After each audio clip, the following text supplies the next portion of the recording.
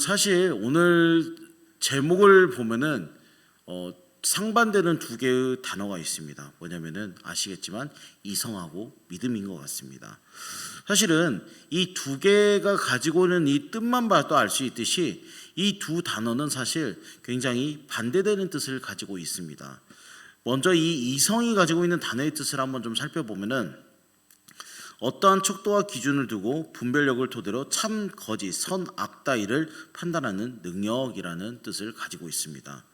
근데 여러분 오늘날에 있어서 이 이성의 의미의 좀 기원을 좀 보면은 여러분 이 데카르트 철학에서 시작했다고 합니다. 이 데카르트 철학에서 시작해서 칸트에 이르기까지 형성된 이 종합적 근대 철학에서 사실은 이 이성의 개념이 시작이 되었다고 합니다.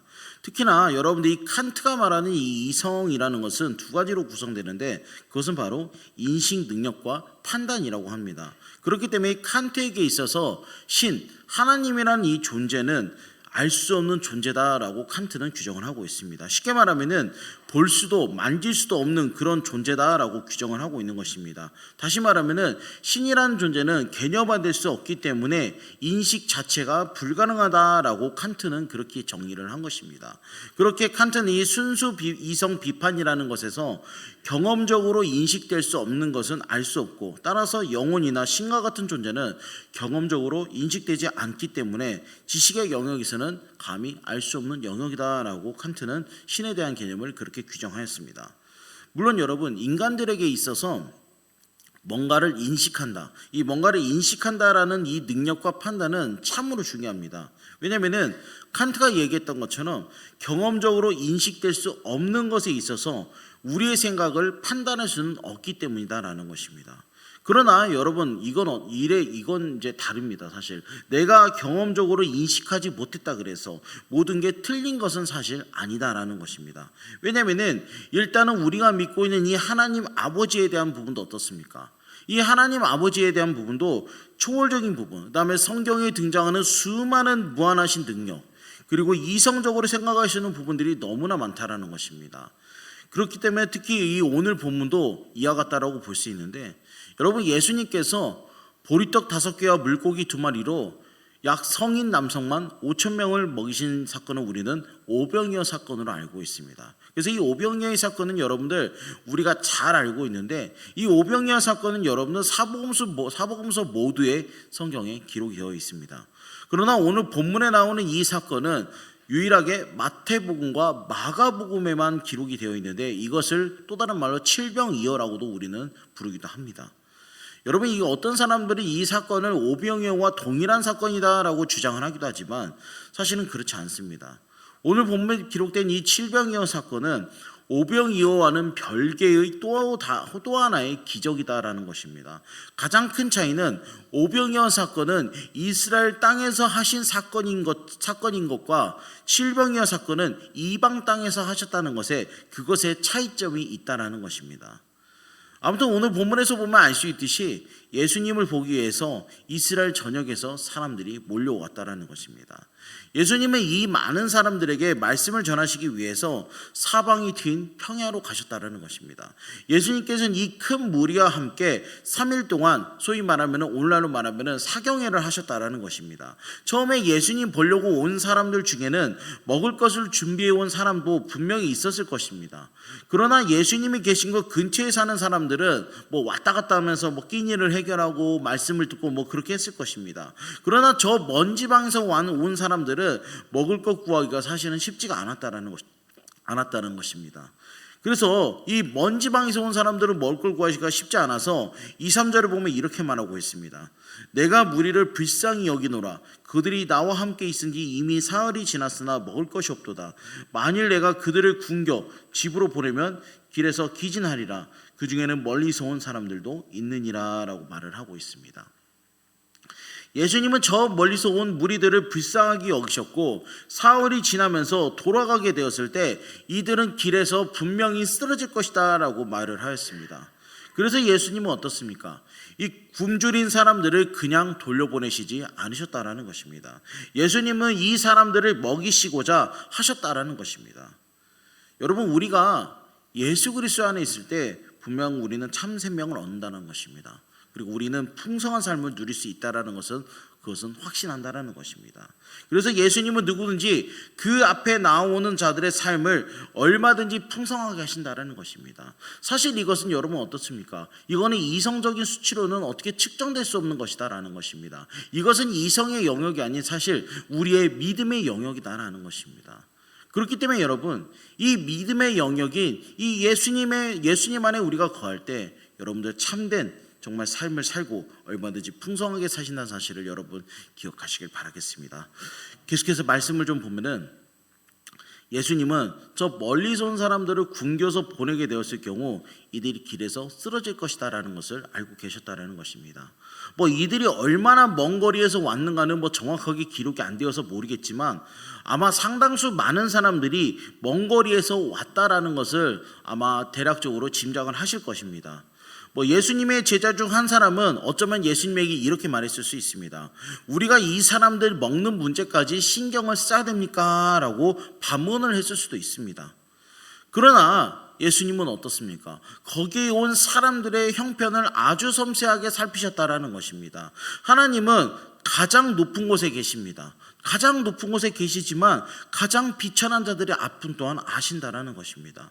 그리고 그들의 아픔을 함께 느끼고 그 고통을 위로해 주신다라는 것입니다. 우리가 처한 모든 형편을 다 아실 뿐만 아니라 또한 친히 도우실 준비도 하고 계신다라는 것입니다. 따라서 우리는 어떠한 힘든 상황이나 환경 속에서 절대로 우리는 낙심하지 말아야 된다는 것입니다.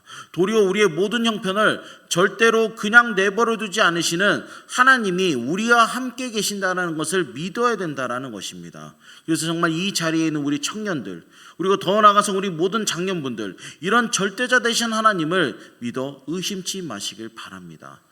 하나님께서는 사실은 이성적으로는 어떻게 감히 증명할 수 없는 분이십니다. 왜냐하면 일단 하나님 자체가 영이시기 때문에 그렇습니다. 하나님 자체가 영이시기 때문에 이것을 이성적으로 판단한다라는 것 자체가 사실은 불가능하다는 것입니다. 하나님을 믿는 것은 사실 여러분 이성을 뛰어넘는다라는 것입니다. 왜냐하면 하나님 자체가 일단은 눈에 보이지 않기 때문에 정말 우리는 이 이성적으로는 감히 판단할 수가 없다는 것입니다. 그런데 우리는 어떻습니까? 하나님이 계신다는 사실을 믿어 의심치 않습니다. 왜냐하면 하나님이 일단은 우리의 삶의 구세주이시고 만왕의 왕이신 사실을 우리 모두가 다 알고 있기 때문에 그렇다는 것입니다. 더 나아가서는 여러분들의 각자의 삶 속에서 어찌 보면 역사하셨던 하나님을 분명하게 알고 있기 때문에 그것에 대해서 나는 확신이 있기 때문에 그러한 믿음이 있기 때문에 보이진 않지만 하나님을 우리는 믿는 사람들이고 이 자리에 모인 근본적인 이유가 될 것이다라는 것입니다. 그렇기 때문에 여러분, 내가 눈에 보이지 않는다 그래서 다가 아니라 정말 우리의 삶 가운데 늘 역사하고 계시는 하나님 아버지를 믿으시길 바라겠습니다. 그래서 더욱더 풍성한 신앙생활 하시길 바라겠습니다. 우리 계속해서 우리 4절 말씀 한번 다 같이 한번 읽어보겠습니다. 4절입니다. 시작.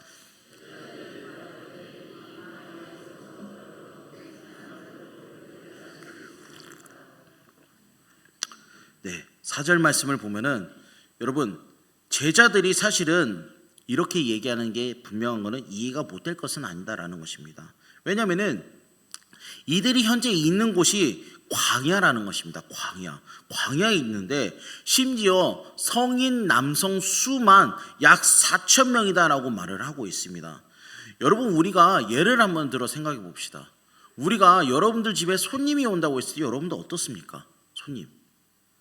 저 같은 경우는 어렸을 때 집에 이제 손님들, 이제 아버지의 친구분들이 많이 오시고 거기 했던 것을 제가 기억하고 있는데, 근데 그때마다 항상 기억나는 게 저희 어머니는 엄청나게 바쁘셨다라는 것을 기억하고 있습니다. 사람들이 오고 후배들이 오고 선배들이 오고 친구들이 왔을 때 항상 어머니께서는 요리를 하시고 주방에 계시고 항상 하셨던 그런 기억이 나는데, 근데 여러분, 우리가 집에 예를 들면 손님이 4명이 온다고 칩시다.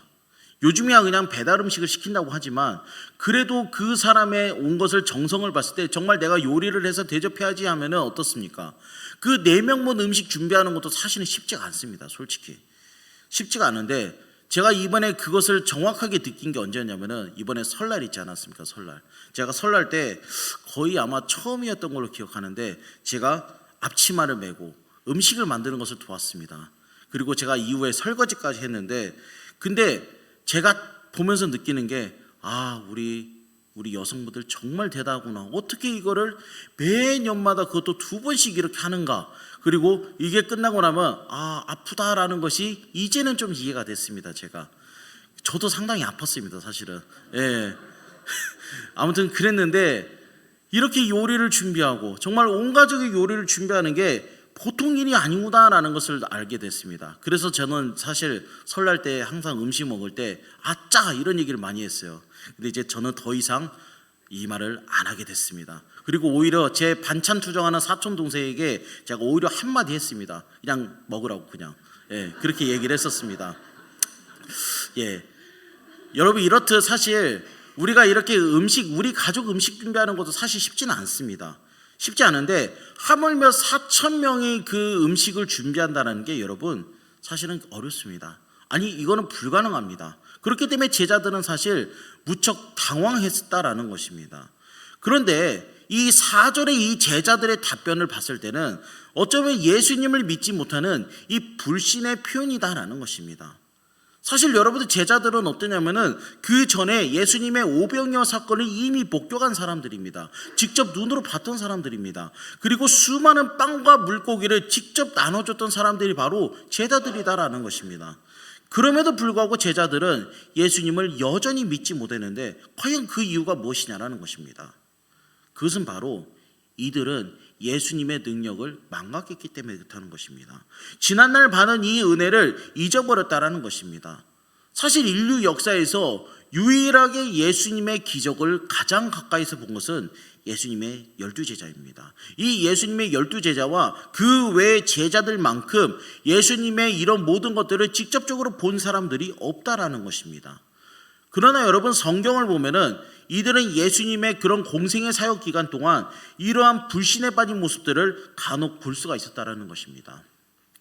예수님의 그 많은 이적과 능력을 직접 목격하고 체험했던 이 제자들이 이처럼 또다시 주님을 믿지 못하는 이런 불신적인 태도를 보인다라는 것은 참으로 안타깝다라는 것입니다. 그러나 이 제자들의 이 모습이 어쩌면 우리의 모습일 수도 있다라는 것입니다. 우리가 살면서 여러분, 우리가 주님의 은혜를 숱하게 우리는 입은 사람들이다라는 것입니다. 어쩌면 지난날 도저히 내 힘으로 이룰 수 없다고 여겨왔던 무수한 일들 가운데서도 우리는 주님께서 은혜로 이것들을 해결해 주시는 것을 많이 경험했을 것이다라는 것입니다. 그럼에도 불구하고 여전히 또다시 문제가 찾아오면 또다시 하나님을 믿지 못하고 어떻게 해야 되나라고 고민하는 것이 우리들의 인간의 모습이다라는 것입니다. 그렇기 때문에 보이지 않는 하나님을 의지하기보다는 당장에 보이는 무언가를 의지할 수밖에 없는 것이 우리 인간의 어쩔 수 없는 그런 본성이다라는 것입니다. 근데 여러분, 우리는 이러한 태도를 보여서는 안 된다는 것입니다. 왜냐하면 우리와 함께 하신, 우리와 늘 함께 하시는 하나님의 능력을 우리는 기억해야 된다는 것입니다.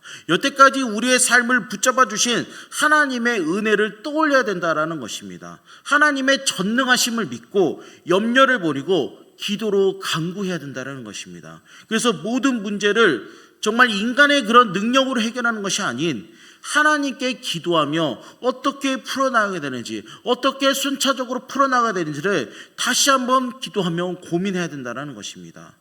그래서 여러분, 예수님은 보면은 제자들에게 사실 어려운 걸 요구하신 게 아니다라는 것입니다. 5절에 이렇게 말씀하십니다. 너희에게 떡 몇 개가 있느냐라고 물어보십니다. 여러분, 우리는 아까도 말씀드렸지만 이성적인 존재입니다. 생각하는 존재이고 늘 고민하는 존재입니다. 그렇기 때문에 일단은 문제가 딱 터지면은 당장에 일단은 주판을 딱 굴립니다. 주판을 굴리고 계산기를 눌러봅니다. 내가 소위 말하면 지금 가진 떡이 4,000명 먹일 수 있는 그런 양인가? 아니면 물고기는 얼마나 남았나? 이걸 내 머리로 주판을 계산하고 계산기를 두드립니다. 그러면서 이렇게 셈을 해보고 이게 과연 손익이 어떻게 되는가를 따져보고 일이 되나 안 되나를 먼저 헤아리는 게 우리 인간이다라는 것입니다. 물론 이런 사고방식이 잘못된 것은 아니다라는 것입니다. 왜냐하면 이성 또한 주님께서 주신 지혜이기 때문에 그것을 얼마든지 우리는 활용할 수도 있다라는 것입니다. 그러나 하나님의 은혜를 내 자신의 이성의 셈과 계산으로는 제한해서는 안 된다라는 것입니다. 왜냐하면 하나님은 인간의 계산에 지배받지 않으시는 분이다라는 것입니다. 하나님은 초월자 그 자체이시다라는 것입니다. 전능자이시고 영이시고 보이지 않는 분이시지만 언제든지 우리의 삶 속에 늘 함께 하신다는 것입니다. 주님은 유일무이하게 무에서 유를 만들어내신 분이다라는 것입니다. 그렇기 때문에 우리의 제한된 생각으로 여러분 하나님의 무한하신 능력을 제한해서는 안 된다라는 것입니다. 하나님의 능력을 체험하기 위해서 우리의 생각의 틀을 깨트려야 된다는 것이다라는 것입니다. 그래, 난 안 될 수 있어. 나는 정말 불가능할 수 있어. 그러나 하나님만은 가능하실 거야. 내가 가진 것은 얼마 없지만 이것 가지고도 주님이라면 능히 4,000명도 먹이실 수 있을 거야. 이렇게 반전적인 신앙의 사고를 해야 된다는 것입니다. 너에게 떡이 몇 개 있냐라고 물으시는 예수님께 제자들은 떡을 7개를 드렸다라는 것입니다. 생선도 거기에 더불어서 작은 생선 2마리를 드렸다라는 것입니다. 여러분, 오늘 제자들이 자기가 가진 7개와 또 물고기 2마리를 드리니까 어떻습니까? 다시 한번 오병이어와 같은 기적이 일어나는데 우리 8절 말씀 한번 읽어보겠습니다. 8절입니다. 시작. 배불리 먹고 7 광주리를 거두었으며. 도저히 해결될 수 없을 것 같은 그런 문제가 여러분 어떻습니까? 주님의 손에 맡겨드리자 놀랍게 해결됐다라는 것입니다. 빵 7덩이와 물고기 2마리로 무려 성인 남성만 4,000명을 먹이셨다라는 것입니다. 사실 여러분 우리가 가진 것은 굉장히 작아 보일 수 있습니다. 그러나 이것을 우리의 주님의 손에 맡길 때 주님은 크게 역사하신다는 것입니다. 그렇기 때문에 여러분 때로는 우리의 이성의 틀에 갇혀 정말 계산기를 두드려보고 손익계산을 하고 어떤 정말 주판을 굴려봄으로써 이 이성의 틀에 갇혀서 손익 여부를 따지는 것보다도 그 너머에 있는 하나님의 능력을 우리는 기억해야 되고 하나님의 능력을 이성이라는 틀 안에서 제한해서는 안 된다라는 것입니다. 여러분 하나님의 크심을 신뢰하시기 바랍니다. 하나님의 능력을 구하시기 바랍니다. 그럴 때 하나님께서는 놀랍게 역사하신다는 것입니다. 아까도 여러분 말했지만 이 제자들이 보인 반응은 사실 가장 가까운 어찌 보면 사람들이 제자들부터 믿지 못했다라는 것입니다. 이 사건 전에 오병이어의 사건을 직접 목격했던 이 사람들도 현실 앞에 놓였을 때 그리고 사람의 이성으로 판단했을 때 가진 것이 떡 7개, 물고기 2마리밖에 없지만 이것으로 과연 4,000명을 먹일 수 있을까? 우리가 가진 돈도 수중에 얼마 없는데 과연 이걸로 4,000명을 먹일 수 있을까라는 그런 질문들을 했다라는 것입니다. 그러나 여러분 이런 현실 앞에서도 때로는 우리의 눈을 뜨게 해주는 것이 바로 뭐냐면은 믿음이다라는 것입니다. 근데 여러분 이 믿음의 눈을 떠야 되지만 여전히 바리새인들의 모습을 보면은 눈에 보이는 것을 요구하고 있는데 우리 한번 11절 말씀만 한번 다 같이 한번 읽어보겠습니다. 11절입니다. 시작.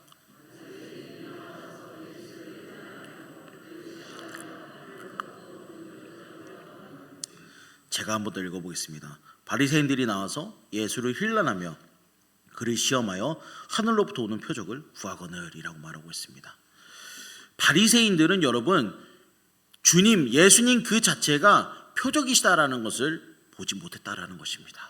주님이 하신 일, 행하신 사역 하나하나가 모두 하나님 나라를 이야기하는 것이고 하나님의 아들 되심의 표적이다라는 것입니다. 사실 바리새인들에게 있어서 이 믿음이라는 것은 어찌 보면 행위로 나타나는 것입니다. 소위 말하면 내가 얼마나 율법을 잘 지키며 살았는가가 이 사람들에게는 믿음 그 자체다라는 것입니다. 하지만 바리새인들은 율법의 지식에 있어서는 해박할 수 있고 그 당시 사람들에게는 종교적인 것으로 그 사람들 위에 군림할 수 있었지만 표적 그 자체이신 예수님을 이들은 보지 못했다라는 것입니다. 사실 여러분 바리새인도 그렇고 서기관도 그렇고 그 마가복음 앞절 말씀을 보면은 예수님을 비난하는 모습이 나옵니다. 소위 말하면은 예수님이 귀신을 쫓고 그런 이적을 베푸는데 바알세불의 힘을 입어서 너는 귀신을 쫓아낸다라고 말하는 모습을 우리는 마가복음에서 볼 수가 있다는 것입니다. 이렇듯 서기관들도 그렇고 오늘 말씀에서도 그렇고 바리새인들이 표적을 구하는 것이나 제자들의 현실에 있어서 어려움에 빠져서 고민하는 것이나 모두 믿음의 내적 본질보다는 본질이 아닌 것들에 정신을 빼앗겼다라는 것입니다. 여러분, 우리의 삶 속에서도 마찬가지입니다. 본질이신 주님을 만나지 못하면 본질이 아닌 것들에 우리는 마음을 둔다라는 것입니다. 여러분, 이 믿음이라는 것은 어떻습니까? 사실은 수치화할 수 있는 게 아닙니다. 현상화할 수 있는 것도 아니다라는 것입니다. 왜냐하면 이 믿음 자체 또한 눈에 보이지 않기 때문에 그렇다는 것입니다. 그래서 여러분 어떻습니까? 친구 사이나 연인 사이나 부부 사이에서 늘 하는 말이 있습니다. 나 믿어 안 믿어? 나 사랑해 안 사랑해? 사랑한다면 얼마나 사랑해? 라며 이 서로의 믿음을 때로는 끊임없이 확인하는 게 이 어찌 보면 관계다라는 것입니다. 이것은 우리 인간들도 마찬가지입니다.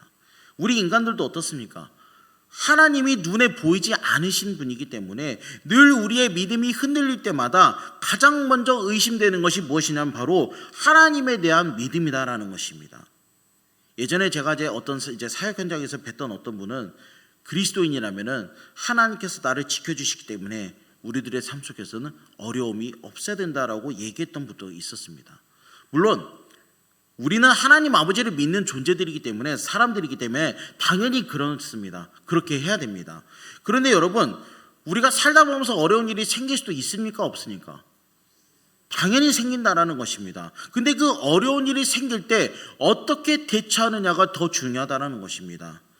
종교교육가로 알려진 루터는 다음과 같은 말을 합니다. 뭐라고 얘기하냐면 우리의 생각은 현실에 관련된 것에 익숙하고 그것을 쫓아 살아간다. 그래서 적지 않은 사람들이 만질 수 있고 느낄 수 있는 현실에 취해 산다라고 말하고 있습니다. 여러분, 우리는 이 루터의 말처럼 현실을 살아가기 때문에 만질 수 있고 느낄 수 있는 실제적인 것을 추구하며 살아가는 게 우리 인간이다라는 것입니다. 하지만 루터는 이 말을 하고 난 뒤에 다음과 같은 말도 했습니다. 뭐라고 했냐면 이성은 현실만 쫓아 살아가지만 믿음은 현실과 현재에 있지 않은 것을 이해하는 힘이며 이 힘은 현재 없는 것을 현재로 끌어온다라고 얘기했습니다. 여러분, 현실만 쫓아 살아가는 우리들에게 있어서 믿음이라는 것은 그 넘어 있는 것을 끌어오는 원동력이 된다는 것입니다. 지금 새벽마다 어떻습니까? 여러분, 여호수아 말씀 우리가 보고 있습니다. 사실 이 여호수아 말씀을 읽을 때마다 저에게 주시는 마음은 뭐냐면은 믿음으로 결단한다라는 모습들을 많이 주시는 것 같습니다. 여러분, 사실 이스라엘 백성들이라면 어떤 사람들입니까? 사실 물론 하나님께서 택하신 선민이지만 선민보다도 그 전에 보면은 노예의 후손입니다. 사실은 여호수아 말씀에 나오는 이 이스라엘 백성들은 이집트 노예의 후손들입니다. 그리고 사막에서 떠돌던 사람들입니다. 이런 떠돌이 민족이 하나님의 믿음으로 어떻습니까? 여리고성을 점령하고 아이성을 점령합니다. 더 나아가서는 가나안 남부 연합군까지 격퇴를 하게 됐다라는 것입니다. 분명한 건 이들은 제대로 된 전술도 부족하고 지휘관도 부족하고 무기도 충분치 못한 상황이다라는 것입니다. 하지만 이들은 하나님께서 명령하신 것처럼 여리고성을 돌았고 아이성에서는 어떻습니까? 아간의 범죄가 비록 있었지만 하나님의 명령대로 그 아간을 처단한 이후 이들은 승리하였고 더 나아가서는 여호수아 10장 말씀에서 본 것처럼 가나안 남부 연합군대를 무찔렀습니다. 근데 그 무찌를 때는 태양의 자전활동까지 멈추게 되는 놀라운 기적이 이들에게 일어났다는 것입니다. 어쩌면 우리의 신앙생활도 이와 마찬가지 아닐까 싶습니다. 우리의 삶이 어려울 때마다 우리는 오늘 말씀의 바리새인들처럼 제자들처럼 당장 눈앞에 있는 표적을 우리는 달라고 표적을 주시라고 기도할 수 있습니다. 하지만 그 표적보다도 그 표적 이상에 나타나는 이성의 합리성보다도 그 너머에 있는 여러분 하나님의 크심을 신뢰하는 우리 이리 한빛교회 청년들과 성도님들이 되시길 바라겠습니다. 여러분, 하나님께서는 반드시 역사하신다 사실을 기억하고 그 너머를 바라보는 우리 이리 한빛교회 청년들과 우리 성도님들 되시길 바라겠습니다. 기도하겠습니다.